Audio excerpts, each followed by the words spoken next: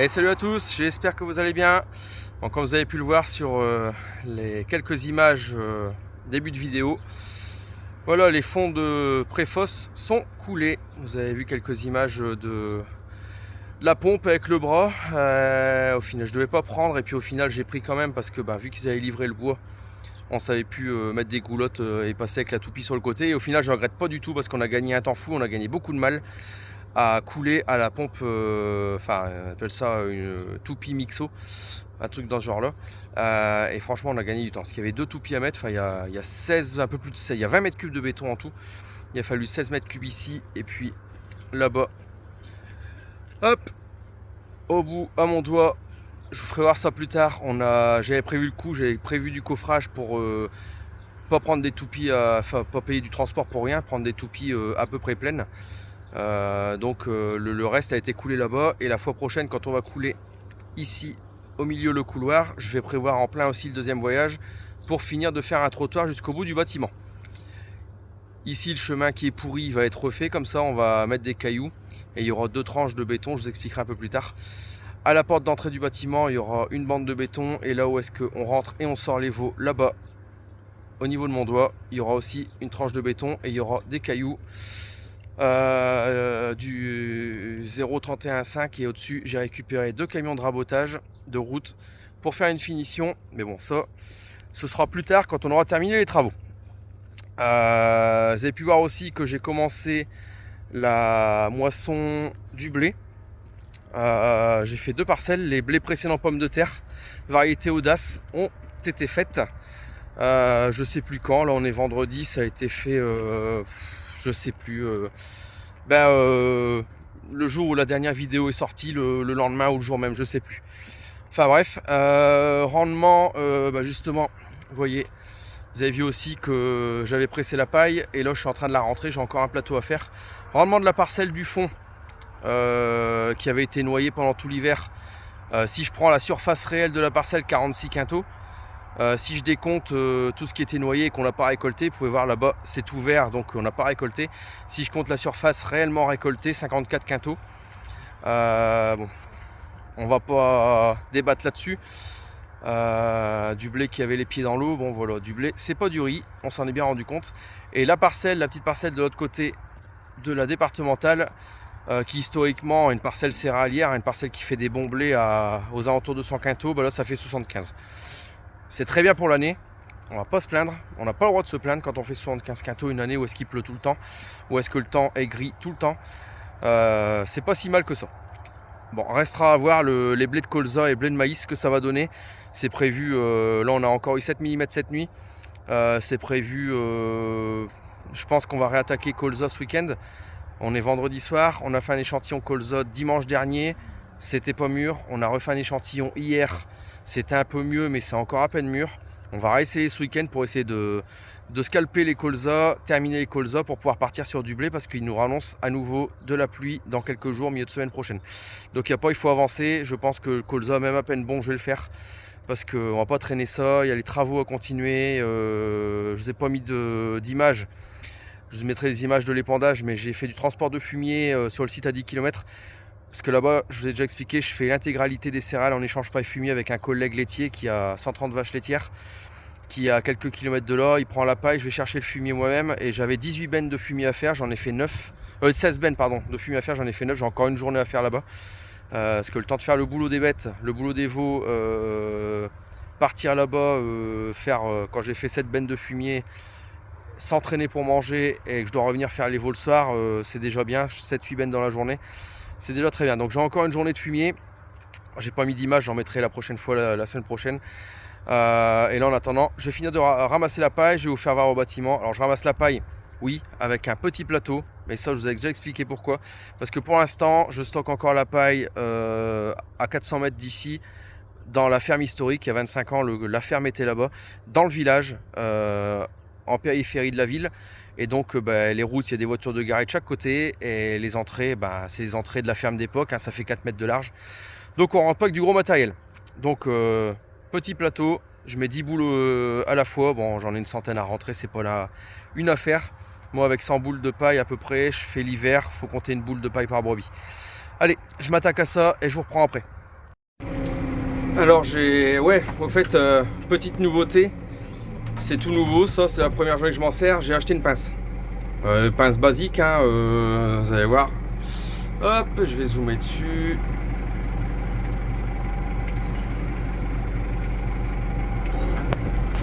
Ah, ça va pas, comme ça, voilà.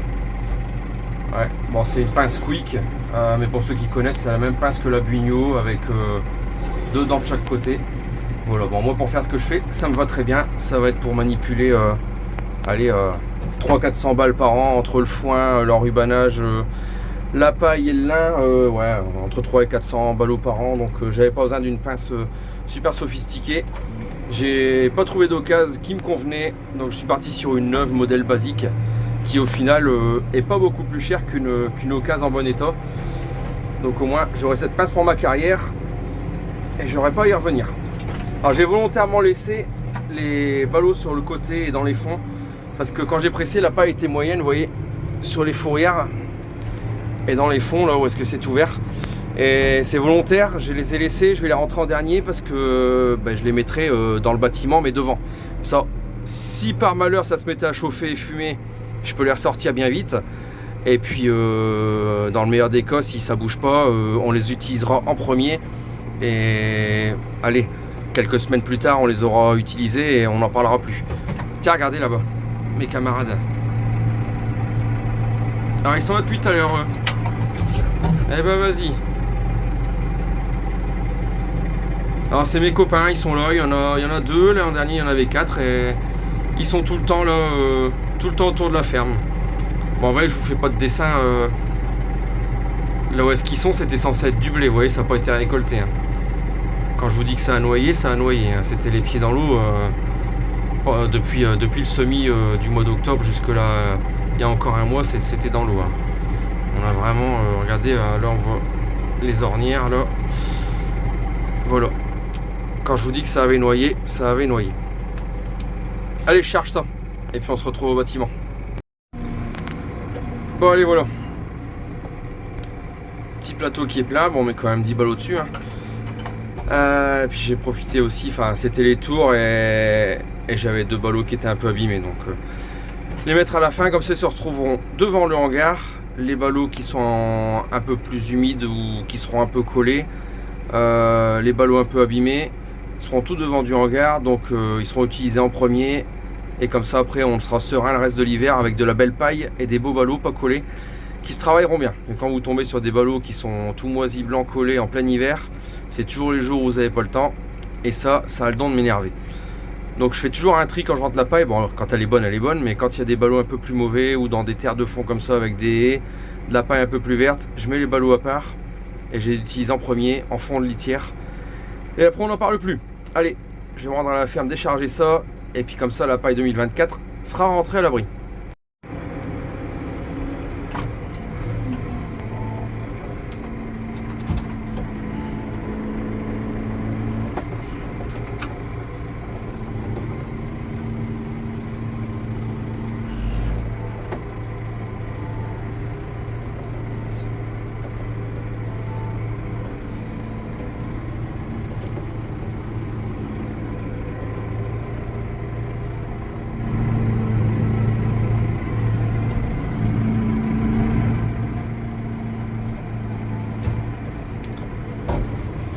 Vous avez vu un petit peu l'affaire pour rentrer là? Vous avez vu un peu l'affaire? Bah voilà, c'est une ferme en périphérie d'une petite ville. Et bon, heureusement, à l'époque, ils avaient eu le bon sens de reconstruire un corps de ferme là-haut.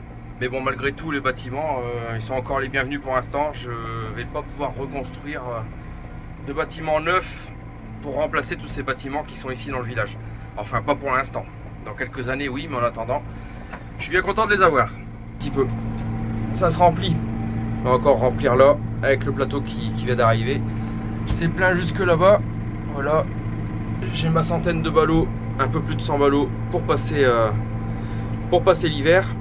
Et ce sera très bien. Alors, vous voyez un petit peu, tout le matos est là, du stock, les acides aminés. Hein, je parle des fois d'acides aminés. C'est ça, le pulvé, bon là c'est pas très bien rangé, mais il va falloir faire du rangement pour cet hiver pour pouvoir tout caser. Mais voilà, ces bâtiments qui sont difficilement accessibles dans le village, et ben j'en ai besoin pour l'instant. Allez voilà, Paris 2024 rentrée. La pince va très bien. Pour l'utilité que j'en ai, c'est parfait. Elle va être bien utile pour le lin parce que sur les 5 hectares et demi de lin, ça promet dans les 30 boules hectares. Donc il y a 150 boules de lin à stocker dans le nouveau bâtiment. Croisez les doigts pour qu'il soit fait en temps en heure. Il y a aussi tout le foin à rentrer. Mais en ce qui concerne la paille, c'est classé pour cette saison. Voilà, c'est bien plein. Il y a même, ils sont limite à l'abri ceux-là, mais bon, ça ira. Ils vont être utilisés assez vite. Et puis, vous pouvez pas le voir, mais c'est plein jusque dans le fond. Donc on a largement ce qu'il faut. Au passage, lui, ben, j'en suis très très content. C'est un pulvé qui a plus de 20 ans. Ben, comme quoi l'âge ça n'a rien à voir dans le matériel. Ce qui compte c'est l'entretien parce qu'il va super bien. Allez, je vais ouvrir, j'ai refermé toutes les barrières. Ici il y a 10 brebis qui sont en partie dans le bâtiment là. Hop. Et qui entretiennent tout le corps de ferme. Il y a un peu plus de 40 arts ici. Et on ouvre aussi pour qu'ils entretiennent autour des bâtiments. Alors ici, ça va être encore à curer. Et je pense que l'hiver prochain, vu qu'on augmente encore un petit peu en brebis, il y aura ici dans ce bâtiment, je vais l'aménager pour y mettre toutes les 30 agnelles, le lot de 30 agnelles qui vont aller au bélier en décembre. Et qui feront des premiers agneaux au printemps 2025. Et je pense qu'elles vont être logées là parce que la bergerie va être un petit peu courte. Allez.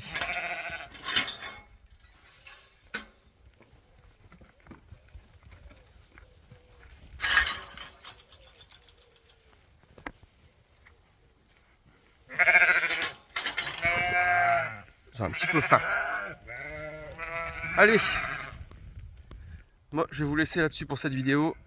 Je vous dis à la semaine prochaine en croisant les doigts pour qu'il y ait de la moisson colza, il y ait la fin des blés. En gros, j'espère avoir terminé la moisson dans la semaine qui arrive pour me consacrer aux travaux de champ, hein, les premiers déchômages. Les pendages, je pense que ça va être encore court cette semaine, mais peut-être des pendages de lisier parce qu'il n'y en a pas qu'à faire.